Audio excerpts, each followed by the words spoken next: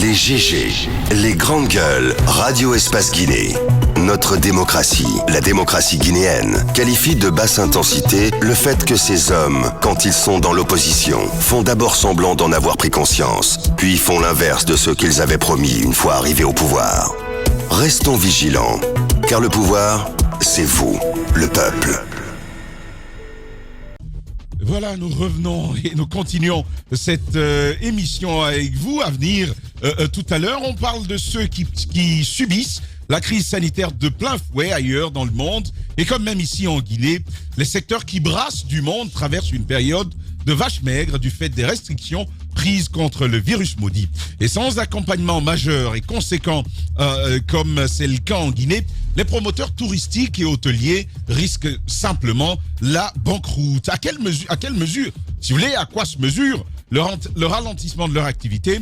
Quelle solution face à la recrudescence des plaintes de ces promoteurs-là? Nous aurons au bout du fil Valis Sako, président des tenanciers de bars, et Jacques Théa, président de la fédération patronale du tourisme. Nous les aurons au bout du fil. Et puis au parti au pouvoir, tous les désillusionnés parlent désormais d'une même voix.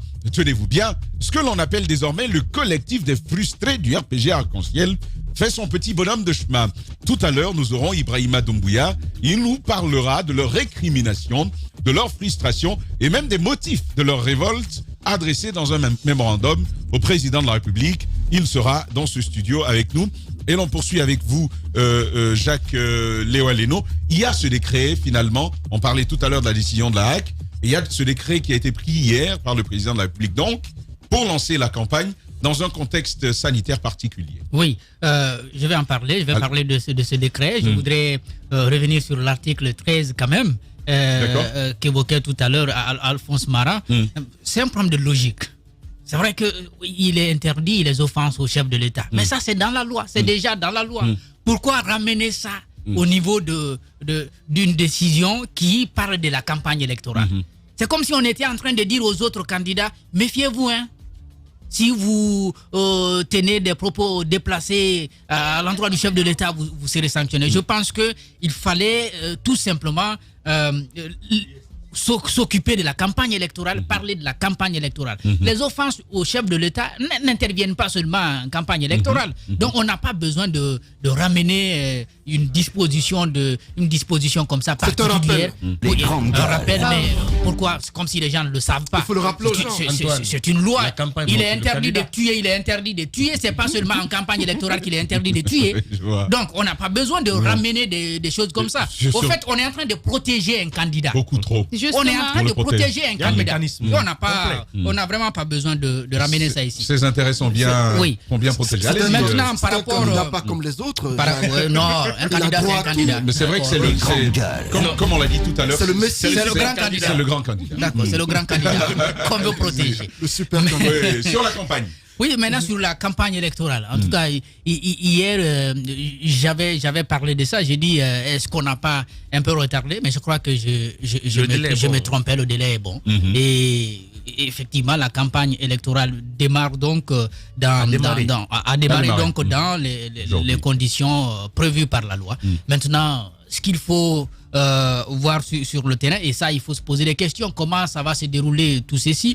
Comment les partis politiques pourront à la fois mobiliser les foules et puis respecter les gestes barrières? C'est une question très intéressante qu'il va falloir poser. Déjà, le parti au pouvoir est en campagne depuis longtemps. Il a commencé sa campagne avant l'heure. Ses équipes sont déjà parties à l'intérieur du pays. Il y a eu la pré-campagne des mouvements de soutien.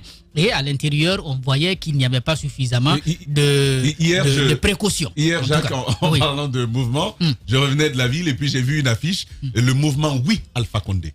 Je l'ai vu à Kaloum. Il y a même eu, ils ont repris un slogan de 1998, je crois, qui était porté par Sidia Touré. Ton pied, mon pied. Oui. Et cette fois-ci, c'est ton pied, mon pied avec Alpha Condé. Je crois que c'est l'histoire qui se refait. C'est l'histoire qui se refait. Donc, je crois qu'il faut quand même dire à ces partis politiques, ceux de l'opposition bien entendu, qui sont face à Alpha Condé, de voir dans quelle mesure eux, ils peuvent, n'est-ce pas, respecter ces gestes barrières-là. C'est très compliqué quand même. Rassembler les foules et puis respecter les gestes barrières, je crois que c'est assez compliqué. Pas de distanciation en meeting, pas de distanciation dans c'est pas un carnaval qui va drainer des foules à l'intérieur du pays ou ici à Conakry. Ce sont quand même des questions à se poser et je crois qu'ils vont nous préserver des risques assez élevés. On espère bien, Moussa Hiro, le combat de la NSS sapé. Faut-il craindre une resurgence de l'épidémie après la période des campagnes?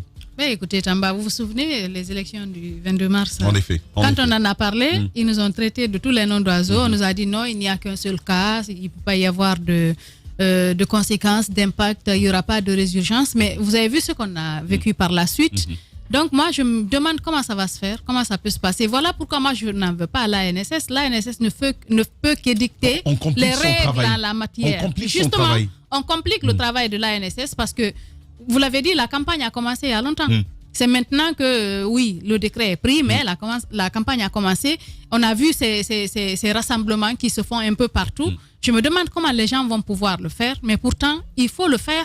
Il faut ne serait-ce que porter les masques et surtout se laver les mains. Quand vous allez en campagne, vous retrouvez avec des milliers de personnes. Je sais que ça va être très compliqué, mais il faudrait que, en tant que responsable, pour ces partis politiques qui sont en lice, pour le candidat au pouvoir, qu'il accepte vraiment de sensibiliser que les gens puissent porter les masques. Parce que vous l'avez vu, pratiquement, les gens ont délaissé. Beaucoup de personnes ne portent plus les masques. On n'a pas le choix. Et puis sur ces manifestations, vous allez peut-être mettre le masque. Mais lorsque la campagne va commencer, vous ne pourrez pas, les gens vont surtout, se frotter, justement, les gens ont besoin de crier. C'est pas possible. Ça va être très compliqué. L'autre pan que moi je voulais, l'autre pan que je voulais soulever par rapport à ces campagnes-là, on ne l'a jamais fait en Guinée, Tamba. Le contrôle de la manne financière des partis politiques qui entrent dans ces campagnes-là. Vous avez vu, le plus souvent, on utilise les biens de l'État. Les partis politiques d'opposition, on ne calcule pas, on ne contrôle pas, on ne sait pas d'où vient l'argent. Tu sais. Au moins pour le parti au pouvoir, nous savons quelquefois d'où vient l'argent, nous savons d'où viennent les biens, d'où viennent les véhicules qu'on utilise. Et ça, c'est pas. En fait, la démocratie guinéenne ne va pas en s'améliorant parce que on ne fait pas les choses qui permettent de l'améliorer, qui permettent au peuple de savoir ce qui se passe réellement. On ne sait pas qui finance quel parti politique, qui finance. Tel acteur politique sur l'argent qu'il utilise pour sa campagne. Mais pour les biens de l'État, je pense qu'une fois encore, nous ne pourrons que parler parce qu'ils diront que oui, ils n'ont qu'à continuer à parler. Il faudra faire attention. Ou bien, il faudrait que les observateurs puissent vraiment être à pied sur le terrain pour voir ce qui se passe réellement. Vous parlez peut-être des fonds de campagne. Je parlais des fonds pour la caution. Mais en fait, au moment où vous dites ça, tous les leaders politiques qui ont payé là, ils se rient de toi.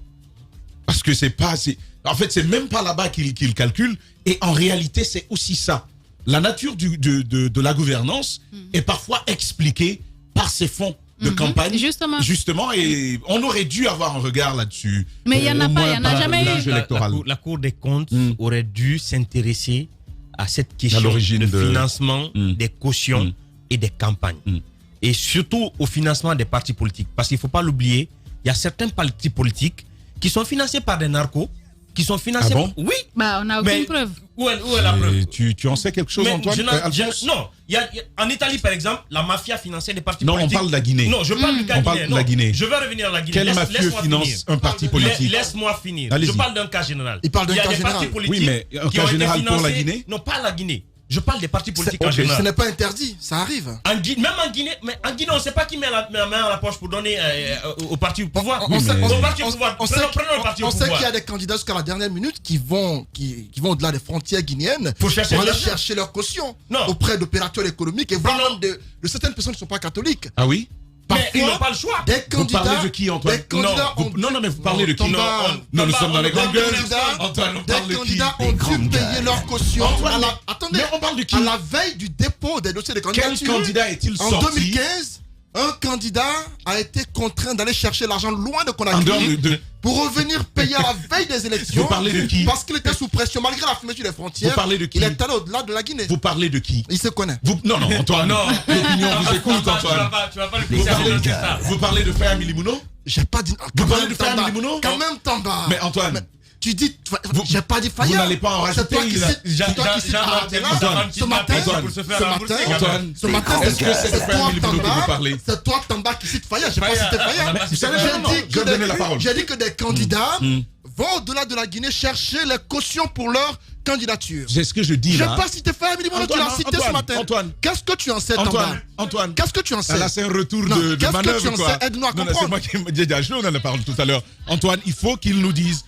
Permettez. À travers des dons que certaines personnes font, des personnes vraiment bien, des gens qui ont des activités licites, il n'y a aucun problème à cela.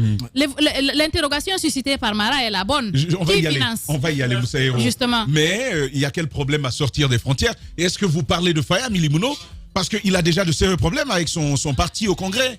Tu vas pas en rajouter, Antoine. Faya n'est pas le seul candidat qui a été hors de la Guinée pour chercher sa caution. Il y avait qui d'autre? Il y en a beaucoup, Qui d'autre? Puisque tu as cité Faya, mais tu sais que non, j'en sais rien, qu'apparemment tu sais des choses sur le cas Faya. Moi, j'ai dit qu'il y a des candidats qui vont au-delà des frontières chercher la caution.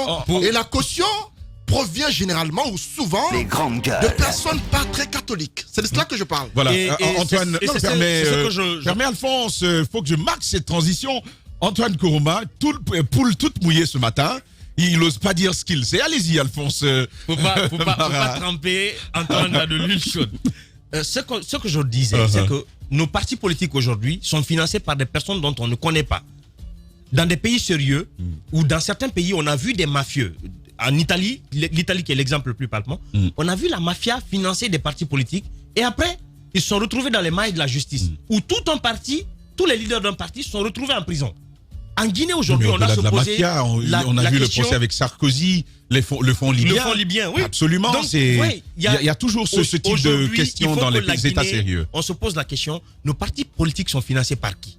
Ça, c'est les autres partis politiques. Mais quand on parle du grand parti... Mais l'UFDG, je sais. L'UFDG, c'est... Non, l'UFDG, on sait. C'est militant. Oui. Et ils n'ont même pas de problème. Ils n'ont pas de problème. Maintenant, ce que je veux dire, je veux revenir au grand parti, le grand bateau. Le grand bateau jaune. Son financement... Non, mais oui. Écoutez, vous ne pouvez pas tout savoir. Vous ne pouvez pas dédouaner un parti politique comme cela aussi facilement. Antoine, non. Je ne suis pas d'accord. Je ne suis pas d'accord. C'est vrai, il y a des militants. La campagne a commencé aujourd'hui. Soyons équitables. La campagne a commencé aujourd'hui. Soyons équitables. On ne peut pas dédouaner un parti politique en pleine campagne électorale. Si l'UFDG, on sait d'où provient l'argent pour la campagne, c'est que pour les autres, on le sait aussi. On sait d'où ça provient. Ce sont les militants. Bon, il veut tout mélanger. Allez-y. Antoine veut équilibrer, mais il faut le dire. J'allais réagir, mais ça va. Allez-y. Bien avant la campagne, avait mobilisé 24 milliards pour cette campagne qui s'annonce là. Faut parler encore. 27 milliards pendant que le plafond était à 20 milliards. Donc, eux, on sait au moins qui met la main à la poche. Mais il faut que la Cour des comptes... Théoriquement, oui. Non, théoriquement. Non, les autres n'ont pas officiellement dit encore qui donne. Non, Antoine, tu me laisses finir. Attends qu'il finisse, tu rates quand même. Antoine, donne-moi cette chance de finir. L'UFDG, on sait qui donne, parce qu'on connaît les collectes qui se font. Et on sait qui donne au sein des partis politiques. Parce que les partisans de l'UFDG ne sont pas très souvent cachés. Donc, pour terminer sur ça, la campagne, cette fois-ci, s'ouvre dans un contexte particulier. La crise sanitaire. La crise économique aussi. La crise économique. Le président prend le soin de proroger la période comment on appelle, de restriction, l'état d'urgence. Mais il n'a pas pris le soin de lever les rassemblements et de ne plus limiter les rassemblements. Parce que les campagnes, que son équipe a déjà commencé bien longtemps, ne respectent plus ces rassemblements. Et puis il y a aussi des risques de violence. Des risques de violence réels avec les manifestations qui sont prévues, les risques d'embrasement à cause des discours que l'on va entendre. Aujourd'hui, une campagne à fleur de peau. Le contexte du pays ne correspond pas à ce qu'on est en train d'ouvrir. Moi, je le disais hier, c'était un pense-bête. Mais la campagne aurait pu être tout autre en Guinée. On aurait pu inventer notre propre démocratie. Le plafond de la campagne, des fonds de campagne, c'est 20 milliards. Ces 20 milliards, on aurait demandé à chaque candidat de réaliser des projets en 1 mois ou en 2 mois. Chacun ouvre des projets dans lesquels il va mettre cet argent-là. à la fin, on va évaluer lequel des candidats a mieux utilisé ces 20 milliards.